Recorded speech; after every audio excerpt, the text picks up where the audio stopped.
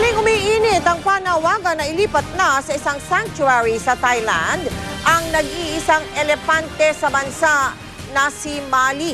Hindi na raw nakabubuti kay Mali ang pananatili sa Manila Zoo. Pero tutol dito ang pamunuan ng Manila Zoo. Nakatutok si Micaela Papa. Ito si Mali, ang nag-iisang elepante sa buong bansa. Bagaman magiliw at mahilig makipagkulitan ang 35 anyos na elepante sa kanyang mga bisita sa Manila Zoo. Pero kinakikitaan daw ito ng senyales ng psychological unrest o pagkabalisa dahil sa kawalan ng kasama. Nakasasama rin daw sa kalusugan ni Mali ang pamamalagi sa 2,000 square meter enclosure sa Manila Zoo. She paces a lot. And when pacing becomes a problem if there is no purpose to it, that indicates some unrest in her mind. I think we owe her a chance to be an elephant now and to live with elephants. Kaya panukala ng grupong People for the Ethical Treatment of Animals o PETA, ilipat si Mali sa isang sanctuary sa Thailand kung saan makakasalumuha raw nito ang 14 na rehabilitated elephants. Pero ang Manila Zoo, tutol sa planong paglipat ng elepanteng simbolo na raw ng kanilang institusyon. Hindi raw kasi tiyak ang kaligtasan doon ng elepante. Si Mali ay regalo ng bansang Sri Lanka sa Pilipinas noong 1980. Nakagis na niya na yung captive conditions niya. Pag inilipat mo itong elepante nito sa wildlife, baka magkaroon ng maladaptation. Pangalawa, yung handling or transporting these big mammals to another place would be a gamble or a big stress for the part of the animal.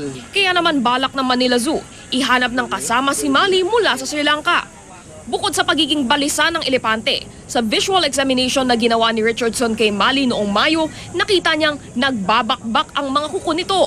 Ayon sa isang eksperto, ang pagbibitak-bitak ng kuko ni Mali ay posibleng dulot ng semento ng kanyang enclosure. Sa natural habitat kasi lupa ang lalakaran at tutulugan ng isang elepante. Ang mga pagbibitak-bitak na ito ay posible daw magdulot ng impeksyon na maaaring humantong sa kamatayan.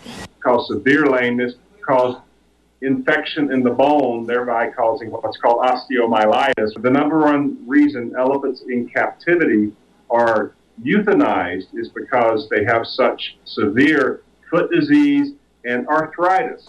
Ang Manila Zoo dudulog daw sa eksperto para matugunan ang foot condition ni Mali. Ang Malacanang naman, naglabas ng direktibang pag-aralan kung mas makabubuti nga bang ilipat na si Mali sa sanctuary. Inexamina ng Bureau of Animal Industry o BAI si Mali. Nakatakdang magdesisyon ang ahensya sa kapalaran ni Mali sa July 10. Micaela Papa, nakatutok, 24 oras. Ngayong masama ang panahon, itinigil muna ng Philippine Coast Guard ang paghahanap sa 4 na mangingisdang tagapagkasinan.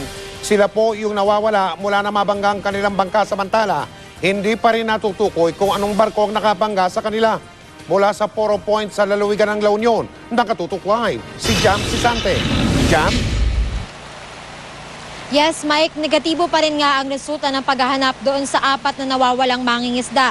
At dahil masama na ang panahon dito, pansamantalang ititigil muna ng Philippine Coast Guard ang kanilang search and rescue operations. Alas 8 ng umaga nang umalis ng Poro Point dito sa San Fernando, La Union, ang chopper ng Philippine Coast Guard para muling hanapin ang 4 na mangingisda mula Bulinaw, Pangasinan na nawawala simula ng mabangga umano ng isang foreign ship ang kanilang bangka nitong nakaraang linggo. Matapos ng mahigit 5 oras na pagsuyod sa karagatan, wala pa rin sila natagpuan, liban sa lumulutang na styrofoam kanina at mga net naman kahapon. Just this morning, we have covered around 200 nautical miles of flight doing search operations. And as of yesterday, more than double yung nailipad namin. Yung expected na drift area nila, kung nasan sila dapat, nailipad na namin from yesterday until now. Unfortunately, wala sila doon.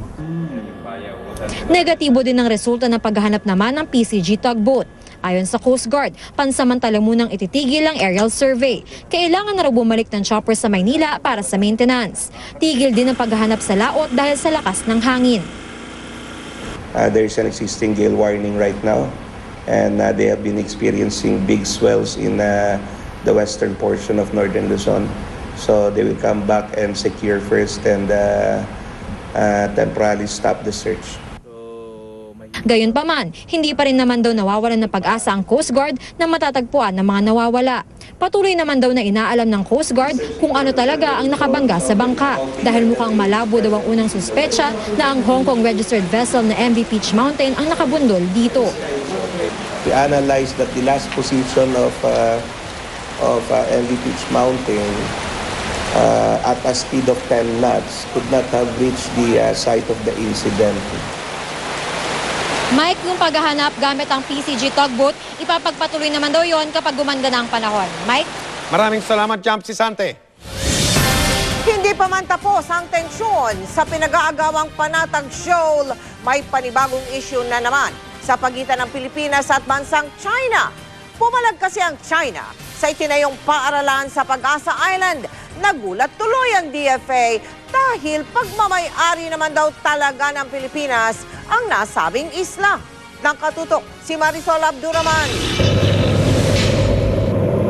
July nung nakaraang taon nang mapuntahan ko ang bayan ng Kalayaan sa Pag-asa Island, ang pinakamalaking isla na pag-aari ng Pilipinas sa Spratly Group of Islands.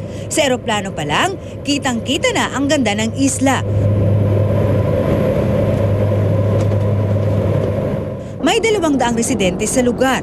Noong nakaraang linggo, formal lang binuksan doon ang Pag-asa Elementary School, bagay na pinalaga ng China.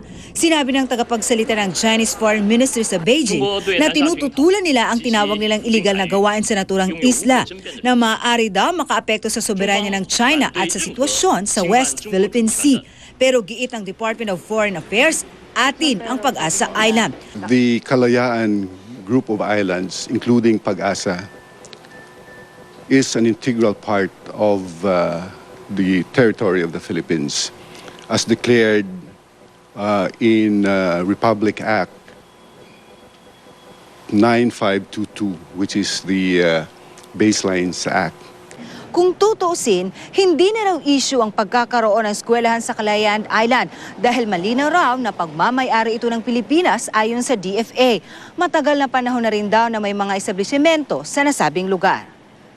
Kaya nasurpresa raw ang DFA sa naging deklarasyon ng China.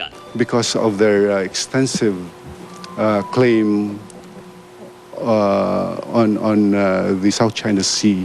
Ang Malacanang naman, naninindigan sa kanilang posisyon. Handa nga raw itong tumulong sa mga pangangailangan ng eskwelahan doon. It is irresponsible on our part if we do not provide services to our fellow Filipinos in that particular municipality. Umaasa rin ang gobyerno ng Pilipinas na igagalang ng iba pang claimant sa West Philippine Sea ang teritoryo ng Pilipinas. Marisol Abduraman, Nakatuto, 24 Oras. Susunod! Police Maynila natagpuang patay at tatad ng tama ng bala sa Navotas.